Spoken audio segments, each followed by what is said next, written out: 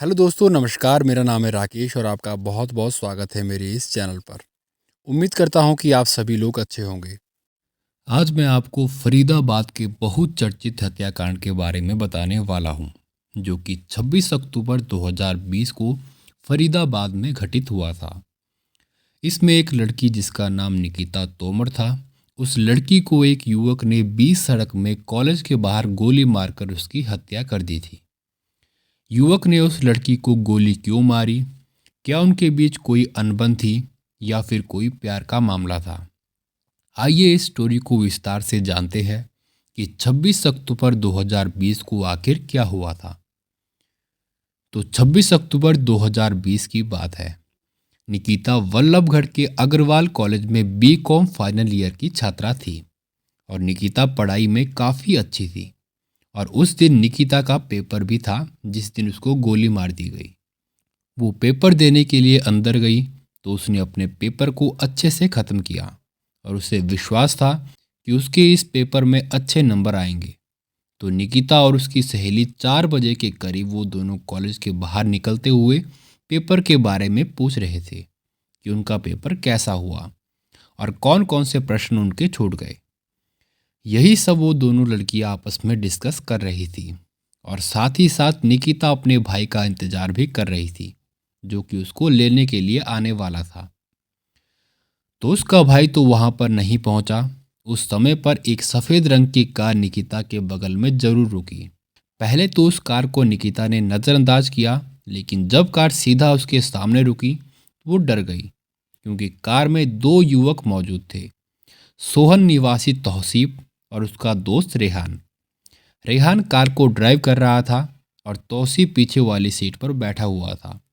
लेकिन जैसे ही निकिता ने तौसीफ को देखा तो वो डर गई। शायद वो पहले से ही तौसीफ को जानती थी और उससे नफरत भी करती थी। तो तौसीफ ने कार से उतरते ही निकिता को कार में ज़बरदस्ती बिठाने की कोशिश की, लेकिन वहां पर निकिता की सहेलियां भी मौजूद थी, जिसके कारण वो उसे कार में बिठाने में असमर्थ रहा। लेकिन इतने में उसका दोस्त रेहान, जो कि कार को ड्राइव कर रहा था, वो भी कार से उतर गया और वो दोनों उसे कार में बिठाने की कोशिश करने लगे। लेकिन वो दोनों उसे कार में बिठाने में असमर्थ रहे, क्योंकि उसकी सहेलियां भी उसके साथ मौजूद थी, तो वो ज़्यादा कोशिश नहीं कर पाए।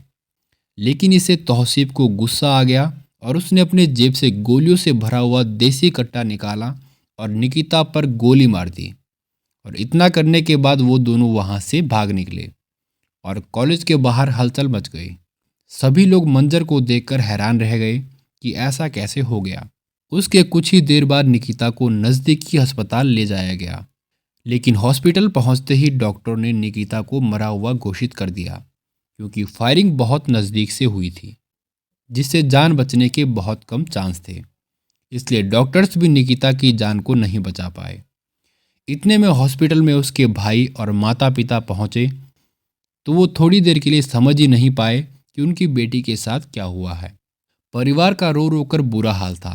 वो कानूनी व्यवस्था को बार बार कोस रहे थे कि पहले भी इसी लड़के ने हमारी बेटी के साथ अपहरण करने की कोशिश की और इस बार भी अपहरण की कोशिश में हमारी बेटी को अपनी जान गंवानी पड़ी। तो इसका मतलब ये था कि तौसीफ को निकिता बहुत पहले से जानती थी और कैसे उनकी जान पहचान हुई थी और उनके बीच ऐसा क्या था, अब इसके बारे में हम जानने की कोशिश करते हैं। मीडिया रिपोर्ट्स की माने तो हत्या के पिछले साल 2018 की एक घटना है। पुलिस पूछताछ में हत्या आरोपी तौसीफ ने कथित तौर पर अपना जुर्म कबूल किया और कहा कि मैंने उसे मारा क्योंकि वो किसी और से शादी करने के लिए जा रही थी। पूछताछ में उसने दावा किया कि निकिता के परिवार की ओर से 2018 में दर्ज केस की वजह से उसका करियर बर्बाद हो गया। उसने कहा कि मैंने मेडिकल की पढ़ाई नहीं की क्योंकि मुझे गिरफ्तार कर लिया गया था और इसलिए मैंने अपना बदला लिया है। तौसीफ पर आरोप था कि उसने 2018 में निकिता का अपहरण कर लिया था और उसके खिलाफ बल्लभगढ़ थाने में मामला भी दर्ज किया गया था और उस समय निकिता नाबालिग भी थी। और तौसीफ और उसके परिवार वालों ने उस लड़की के परिवार वालों से माफ़ी भी मांग ली, जिसके बाद निकिता के पिता ने मुकदमा वापस ले लिया। हालांकि तौसीफ का एक तरफा प्यार खत्म नहीं हुआ। 21 वर्षीय तौसीफ फिजियोथेरेपिस्ट का कोर्स कर रहा था निकिता की हत्या में उसके दोस्त रेहान ने भी मदद की थी। तौसीफ एक राजनीतिक रसूखदार परिवार से संबंध रखता है और उसके दादा कबीर अहमद विधायक भी रह चुके हैं, जबकि चाचा खुर्शीद अहमद हरियाणा के पूर्व मंत्री भी रहे हैं।